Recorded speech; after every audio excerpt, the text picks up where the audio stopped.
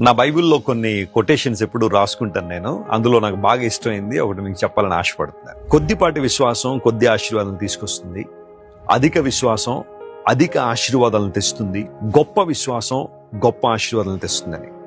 దేవుని మీద నీకున్న విశ్వాసం ఎలాంటిది? కొద్దిపాటి విశ్వాసమా, లేదా అధిక విశ్వాసమా, లేదా గొప్ప విశ్వాసం?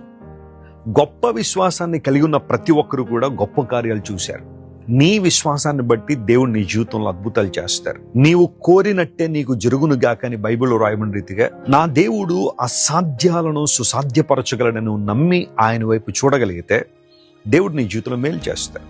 నువ్వు దేనికి కృంగిపోవద్దు, ఆధార్యపడద్దు, ఓటమి పాలయ్యానని చెప్పి నువ్వు నిరుత్సాహపడద్దు. మరలా ప్రయత్నించే, దేవుని మీద ఆనుకో, ప్రభువుని గట్టిగా పట్టుకో, లేఖనాలను విశ్వసించు.